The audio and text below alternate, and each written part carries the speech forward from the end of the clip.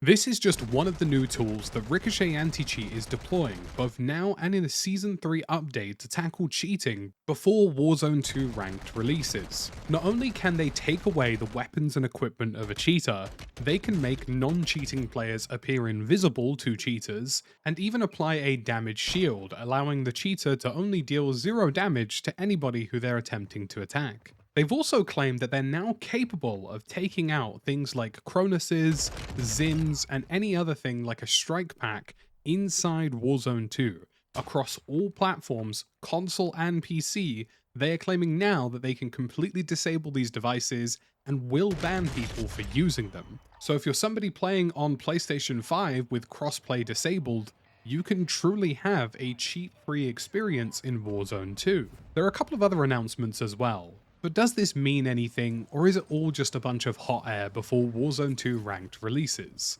Well, today I wanted to go over some of these iterations that they've added to Ricochet Anti-Cheat and talk about whether or not what they've added is actually going to make a difference, will it actually even work, and have they made some solid improvements? And I think some of you will be pleasantly surprised. And in the background, of course, is some Ashika gameplay, so feel free to drop a like as we dive into this.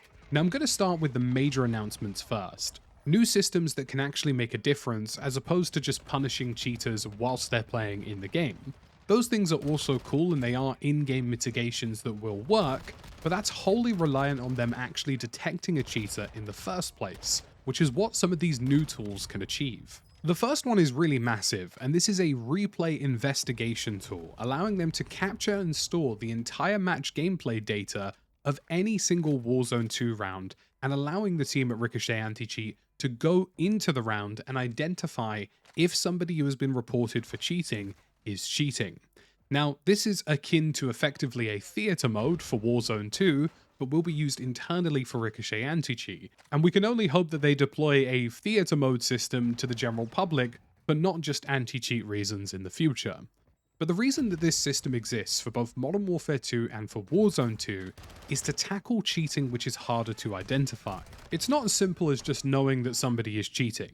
If the game itself or the anti-cheat has been circumvented and they cannot detect that files have been corrupted or altered, it's down to the server and the anti-cheat team to identify what's going on. Now with an aimbot that's fairly straightforward because you can see statistically that a player is landing a certain number of headshots or the same number of body shots in a certain location, which is a statistical anomaly. The average player, regardless of how good they are, will have a degree of variation and deviation to their aim, and when somebody uses an aimbot, that statistical variation disappears for the most part, making it fairly easy to identify when somebody is cheating. Yes, people who are using aimbots can toggle them off and can add a little bit of variation to try and improve their chances of survival, but for the most part, they will get caught out at some point or another. But the biggest problem for Ricochet Anti-Cheat is wall hacks, and people using wall hacks in Warzone 2 and Modern Warfare 2.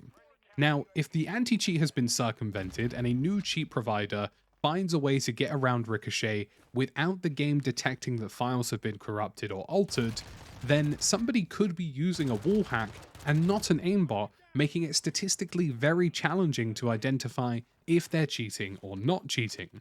And this is where the replay investigation tool comes in. You can often figure out if somebody is using a wall hack in Warzone 2 because the limited kill cam information will tell you that there was no UAV, there was no audio, or there was nothing to identify that you were in a given location. And often some cheaters actually end up tracking you through the wall, staring at where you are and where you will be. But the problem is often that somebody can just get lucky, or somebody could just be generally looking in a location without them wall hacking or without them cheating.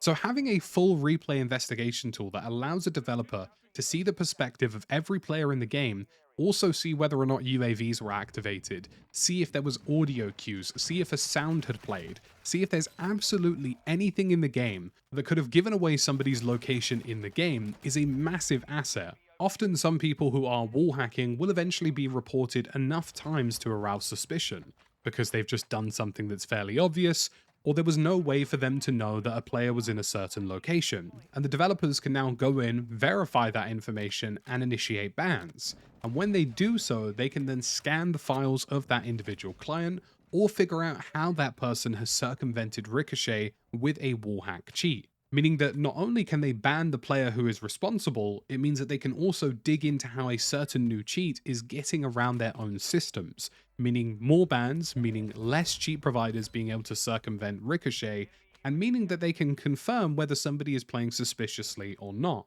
There is only so much information that we as players can tell from a kill cam. And as a streamer who plays to a fairly high level, there are lots of times where I've gotten things wrong, and I thought something looked really dodgy or really suspect, but in reality it wasn't.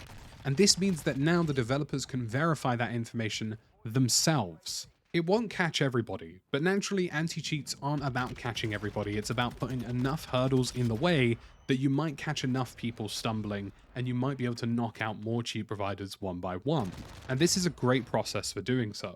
The next is third-party hardware device detection. So this is things like strike packs, Cronuses, XIMs, things that people have been claiming have been used on consoles and on PC to give people no recoil and give them ways to circumvent the game in ways that you wouldn't anticipate. Lots of them offer zero recoil options that basically give you no recoil in the game, or give you macros for extreme fire rate, or anything in between. And what's great about this is that this is applying to all platforms and not just console. So there's a couple of ways that they'll be doing this. The first one will be a USB identification and verification.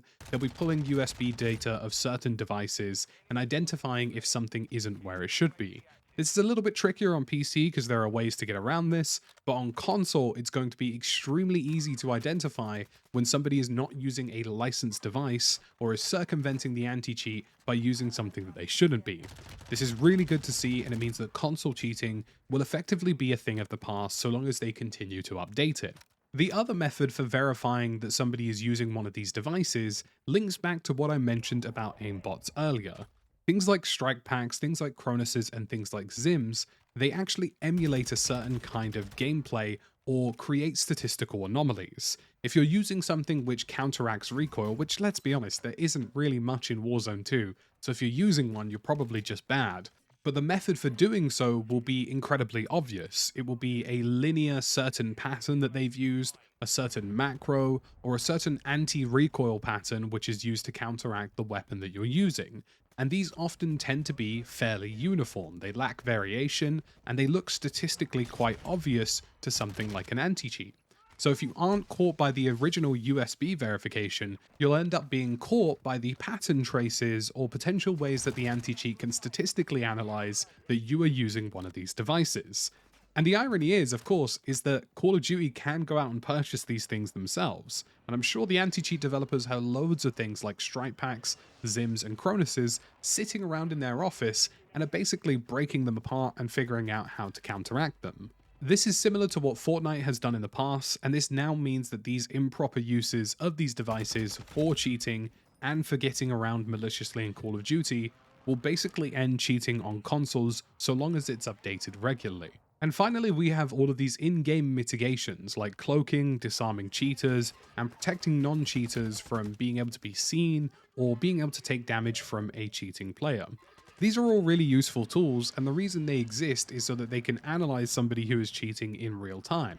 They can start scanning the files that they're using, they can check the backend to see what kind of statistical anomalies there are, and whilst this does just look like they're trolling them, in actuality it's a method of collecting data, and just also has the intended effect of being really funny and really cruel. But again, these are all reliant on them detecting these cheaters in the first place, which is why I mentioned the third-party hardware device detection and the replay tool before I mentioned the actual mitigations. These are the tools that they can use after they've figured out if a legitimate player is being attacked by a cheater. So the million-dollar question, will any of this work or is it all just hot air? Well, actually, it looks really, really good. These are two things that are going to be huge assets and upgrades to Ricochet. This should hopefully, for the most part, eliminate cheating on consoles entirely, which is really great to see.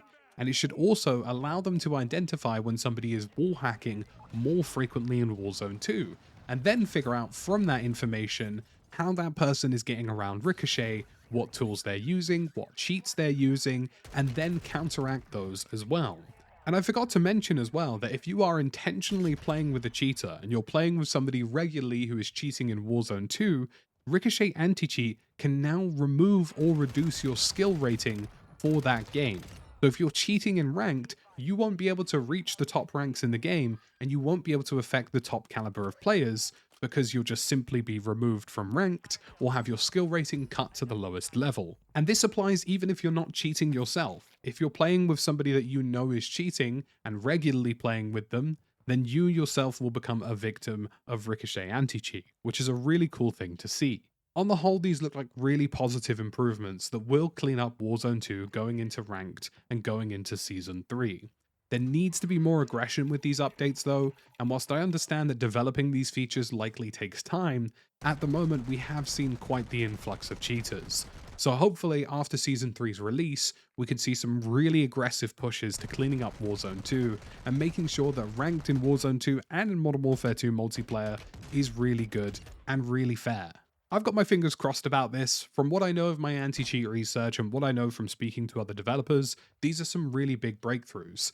And whilst things like a replay tool may seem inherently obvious and may seem like something that other anti-cheats have had for ages, having your own bespoke and custom toolset is actually a really important thing, because it means that they can use statistics and analysis within their game engine as they see fit, and will have staff and developers on hand who can customize and create things for Ricochet on the fly and continue to protect multiplayer and Warzone 2. I think they have a lot of work to do, and I think the cheating situation recently hasn't been great, but these new features should go a long way to help out. As always, folks, thank you for watching. If you enjoyed this, drop a like and subscribe. We do our regular deep dives into Warzone 2 here on the channel, and I'll catch you again in the next one.